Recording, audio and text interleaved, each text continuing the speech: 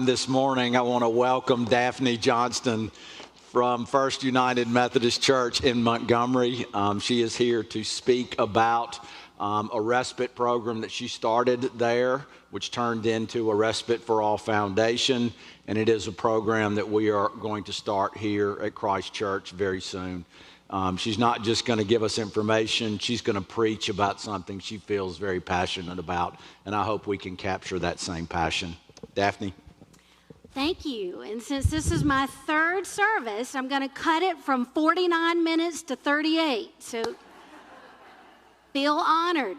My name is Daphne Johnston, and I'm the founder of the Respite Ministry in Montgomery at First Methodist, as he said, and also the Respite for All Foundation. And we have started these respite ministries in Washington State, right outside of Seattle, all the way down to Tampa, Orlando, in the villages. We just opened 2 up in Syracuse, New York, and you guys are going to be number 13 in the state of Alabama. So I've got high hopes for you guys through the Episcopal denomination. No pressure, Paul, but I want y'all to be the fire that lights the way for the whole denomination. I just wanted to share one fact with you. Laura Selby is my assistant, and her sister is Lisa Pratt, right here on these front rows. Laura and I have been the only 2 employees of the Respite Ministry in Montgomery, and we have logged over 100,000 hours of volunteer time in 10 years. Almost 14,000 hours a year. That first year we had 10,000. 100,000 hours of volunteer time with 2 employees. God will bless this ministry. I'm telling you, you guys are in for a treat. So now, through the Respite for All Foundation, we've helped serve over 1,000 people living with Alzheimer's and dementia, trained over 1,000 volunteers, and that means we've served their caregivers as well. This is so needed. I'm 45 years old, and in 30 years, right now there's 6 million people diagnosed with Alzheimer's, and that's who we know, right? There's bound to be many more. But in 30 years, when I'm 75, there'll be 15 million people living with Alzheimer's and dementia in the country. And we've just got to find new ways forward for people to have quality of life, to stay in their homes longer. And I'm telling you right now, it's the church. The church is the way. It's not the private sector.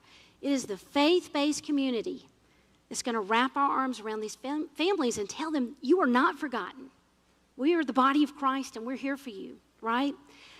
Just a snapshot of what we do at Respite, because many of you won't be able to volunteer between the hours of 10 and 2, but I hope many of you will.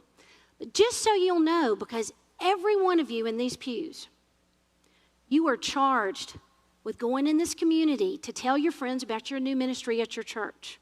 You're going to invite them. You're going to say, you got to get over there. You got to get over there on Tuesdays to connect. This is what they do. They've got art, music.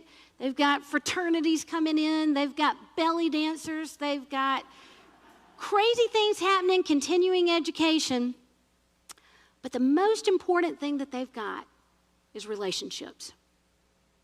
You know, we can have activity all through our life, but we know the most special thing that we share is the moments in between. For those families living with Alzheimer's, friends fall off, people become isolated. In the body of Christ, we're the ones that are going to come in and say, we're here. We still have dirty jokes. We've still got music. We've still got laughter. We've got it all. That's what's going to happen between the hours of 10 and 2. We started, and I know we humbly started. I was so excited. I was hired 3 months before the ministry opened. I just knew we were going to save the world. And we started with 2 participants. I don't even know where they came from. One was 60, one was 80. And the Bible verse that stuck with me this whole time over the past 10 years is Zechariah 4:10. It's probably the only one I can quote. 4:10. Do not despise small beginnings, for the Lord rejoices when the work begins. Where in our lives have you seen small beginnings turn into something so beautiful? You guys, my family is from the Ascension, the Episcopal Church in Montgomery, my in-laws, and your reputation around the state is this is a missional church. What a blessing, because there's so many churches that come on Sunday mornings and that's it. Christ Church, you guys are at the top of the ladder in missional, so I want to commend you for that. Thank goodness y'all have got the vision to start something new. And I want to share one story with you that will encapsulate everything that we do. It's a story about a couple named Jack and Mary. Jack was about 6'2", big old guy.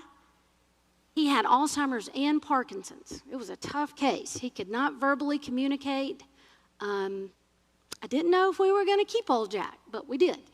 His wife did not want to let him go to this kid and volunteers she didn't know.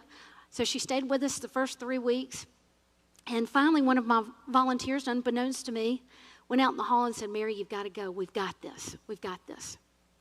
So Mary comes back in, and she is hugging all over Jack, and she's saying, oh, my dear one, I love you so much. I'm not deserting you. I'm coming back at 2. I'm coming back. I'm not deserting you. Guys, it was heartbreaking to watch her. It was mesmerizing. I'm not deserting you. And all of a sudden, this big old man looks right at her in front of the whole room, and he goes, goodbye. That was the first word he's spoken in 3 weeks. He was in there. But you see, in that very moment, we realized that he needed a respite from her. Now, respite means to take a break, but he needed a respite from a strung-out caregiver. We all need our own space. We all need our own people. So this ministry was designed initially for the caregiver, but I'm telling you, we're all living with something. As I told the group at 10 o'clock, we've survived cancer, we've survived stray kids, we've survived bankruptcy, we've survived spiritual bankruptcy. We're all living with something, right? So this is going to be a space where we've created that we can all come together and we can all build one another up. We can fill each other up through the day. I want to share this quote. This is from one of our associates that was about to graduate from Duke Seminary. She'd been serving communion.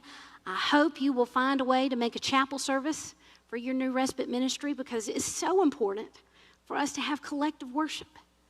You can't have collective worship without people next to you, right? So we do that twice a month. I hope Paul will do the same. Jillian, our associate, she writes this in her paper. I think respite is ministered to not only people with mental dementia, but also people with spiritual dementia. What I mean by that is there is of course, the people who clinically are diagnosed with dementia that will benefit from this ministry. The participants, many once feel isolated and alone. Now they're going to find community and belonging. There also seems to be a spiritual dementia that's being healed through respite. I so often hear volunteers speaking of joy and purpose and helping and being part of something that's bigger than themselves. I think respite has helped not only participants, but also volunteers to remember what it feels like to have purpose, passion, joy, and community. And sometimes to feel that for the very first time.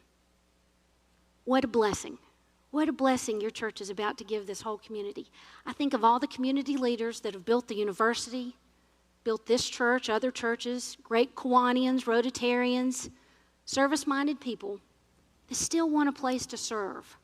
This is not just empty activities. This is a space where we're creating an opportunity for service projects to go on, for new friendships to be made, because we want to grow and we want to learn and we want to make new friends until the day we die. Just because we're living with a challenge doesn't mean that needs to stop. It's the church. It's the church that's going to come ahead. I had one volunteer. This past week, we received a $50,000 grant from a family foundation in California to create a video series of how to start a respite ministry. So people in Kansas City, if they can't get to the South, they can watch this series. It's going to be a big production. And this volunteer said, hey, can I just give 5 minutes on this video of what it means to me? And I said, sure, Bill.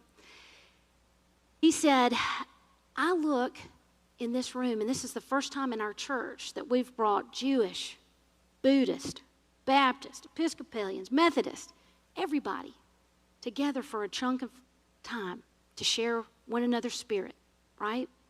The common denominator is love. Everybody is wanting to give love, seeking love. He went on to say, it's not only made me a better grandfather, a better neighbor, a better husband. He said it's made me feel better about myself. Where in your life, even if you're not serving in respite, in this church, in this community, in your family, where do you feel like a better person because of what you've given to others? It's a deep statement. There's a theologian named John Swinton that says dementia happens to the person, the care partner, friends, grandchildren, a church family, work friends. We're all living with dementia. The issue belongs to all of us. I'm here to warn you, though. We've got the training tomorrow, and I urge you to try to come. It doesn't mean you're going to commit to the ministry. Tell your friends, but you got to have tough skin to volunteer at respite. Paul's heard me say this 3 times now, but it's so true. My mother called about 5 years ago. I was out in Utah on a vacation, and she said, "Why didn't you tell me you're pregnant?" I said, "Well, I'm not. That's why." "Why are you asking?" And she said, "Well, Gloria, who's been living with Alzheimer's 5 years at respite, Gloria said you were." And I said, "Well, how does Gloria know that?" Gloria might have noticed that I might have gained some weight along the way.